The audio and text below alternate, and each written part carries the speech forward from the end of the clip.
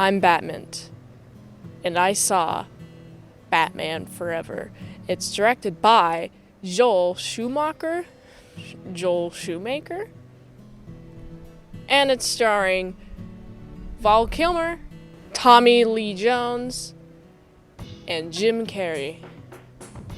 This movie starts with a heist by Two-Face.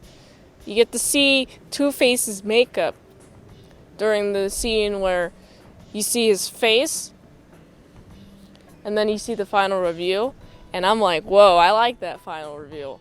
That's a cool final reveal right there. I guess it's the first reveal of him, because this is the beginning of the movie. Man, my memory's so shot. I'm so tired. Oh, man. Someone has to stop this heist. And guess who it is? Batman. And he stops this robbery by Two-Face. And we get this quick flashback to how Two-Face became Two-Face. It's because Batman didn't catch him in time, and therefore he has a split personality.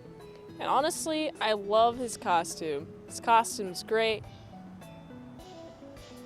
It fits perfectly with the theme.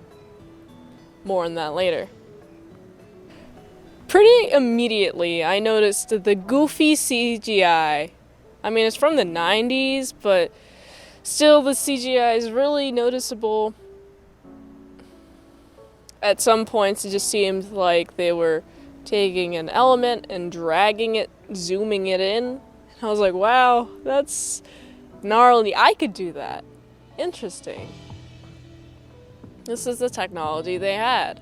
There were a lot of CGI scenes where they're using it for the establishing shot, and pretty much you can tell, okay, this is just a cartoon. It's very goofy.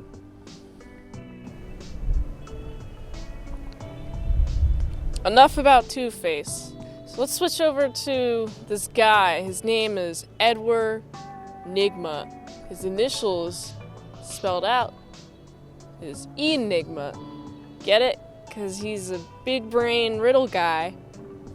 He has this device to control how people think, and he thinks this is like the best idea ever.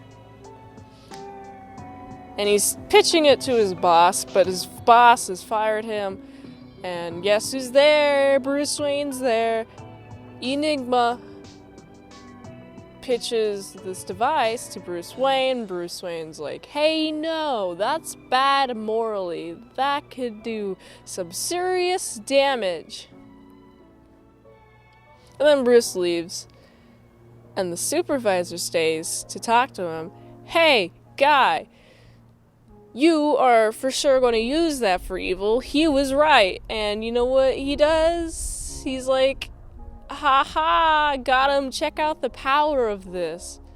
And he puts the helmet on both of their heads. Right. And it's this bulky, very bulky helmet, very Tim Burton-esque style. And Enigma discovers a new power. He can suck the brainwaves out of people and get their knowledge. And what unlimited power that wields.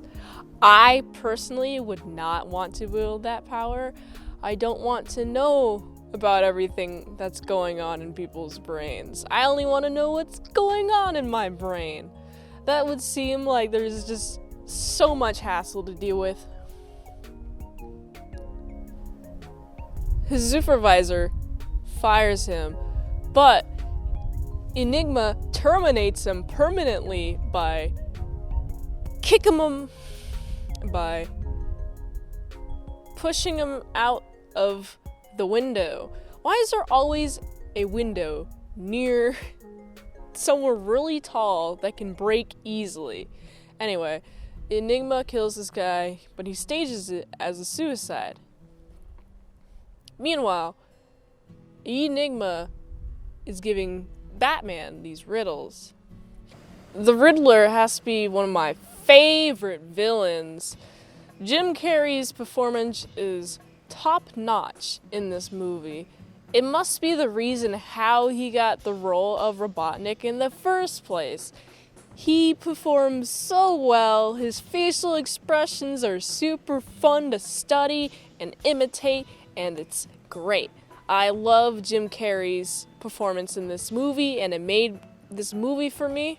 But another villain that I also love is Two-Face.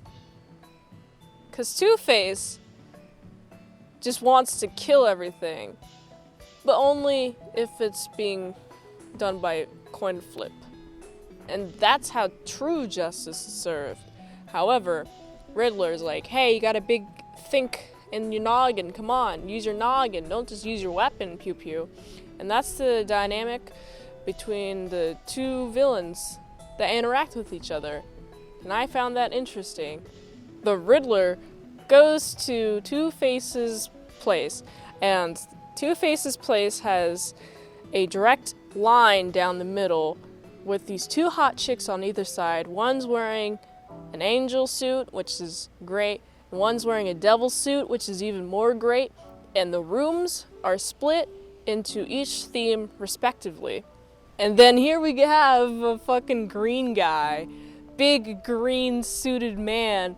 He's like, hey guy, I'm old Jim Carrey fashion, like, come on, I'm going to just tell you all the deets on how Batman and who he is. And of course, Two-Face wants to kill him, but Riddler's smart enough to convince him otherwise. And I'm like, wow, what a charming man. I love Riddler.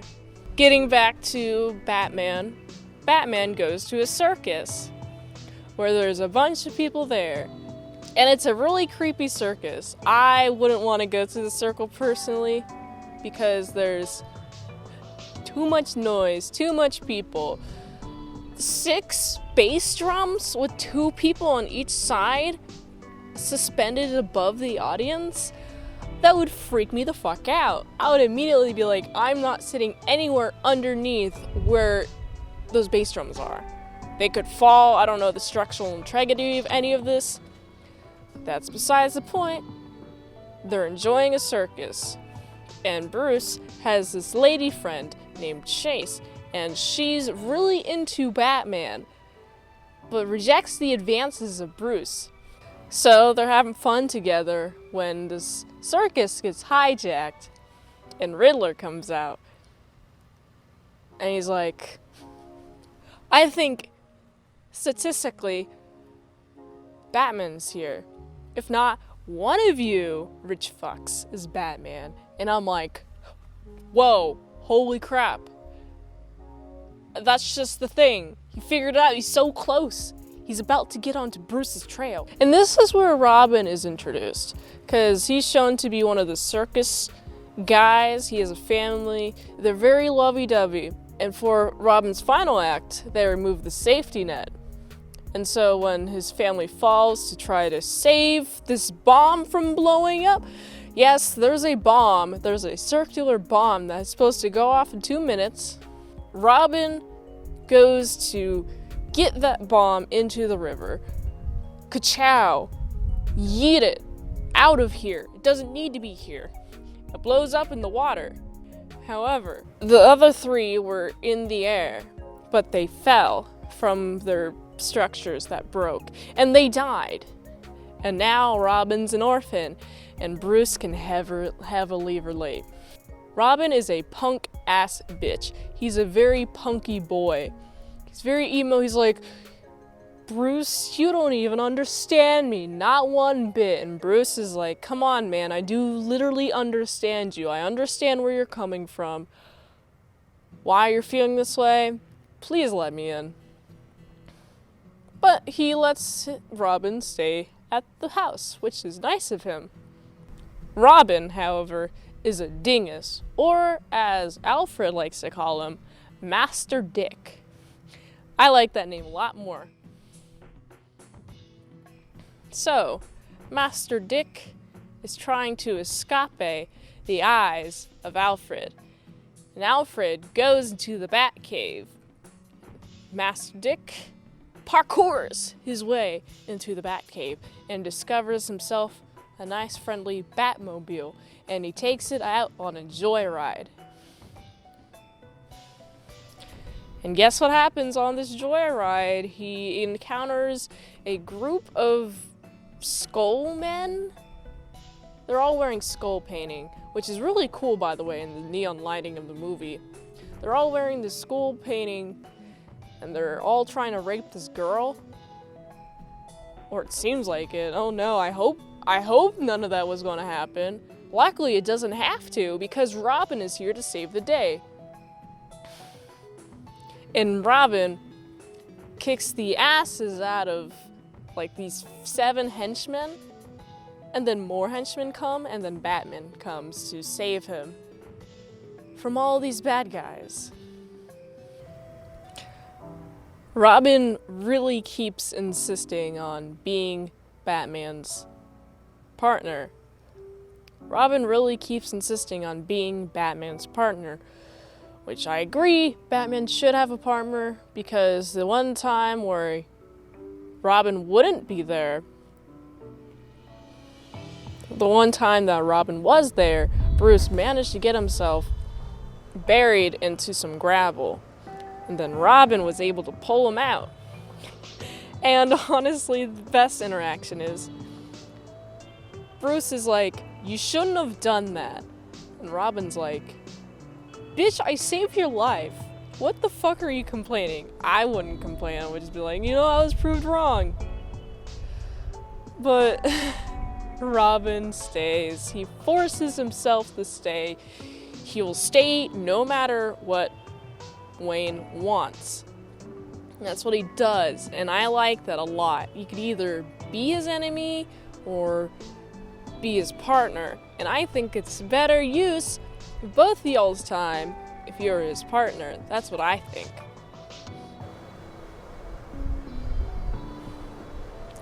Back to the Riddler, the best part of the movie. Alright, he has this handheld mind-reading machine, whatever it's called.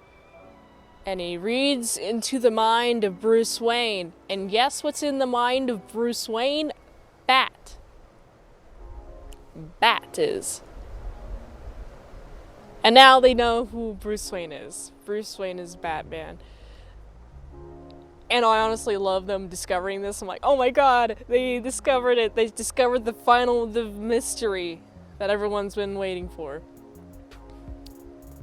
Speaking of people who haven't discovered who Bruce Wayne / Batman are, Chase, the woman. Every time Bruce Wayne tries to tell her, "Hey, I'm Batman," but says it in an indirect way, he's like, "Oh yeah, I've always had an obsession with bats, and I think that I am part one of the bat.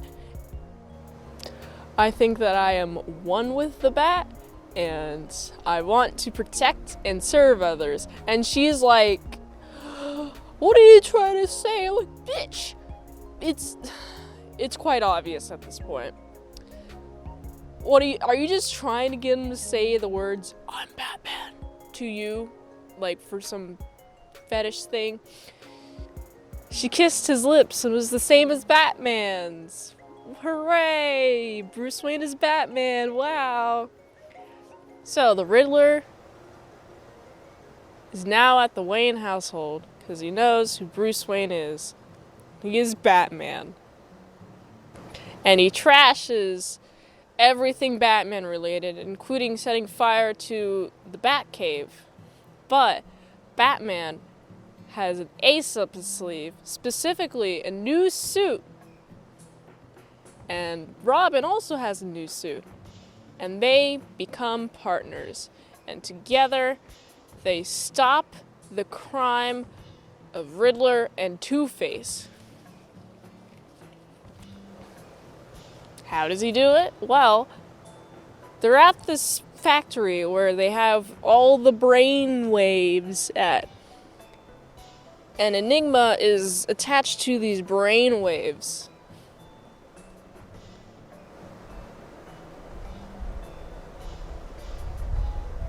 Batman's decision is to break this container full of these brainwaves, and that somehow makes it so Enigma doesn't have those brainwaves anymore. In fact, he loses them brainwaves.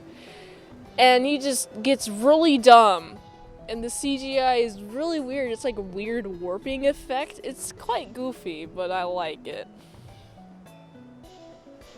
And then Riddler is sent to a mental institution.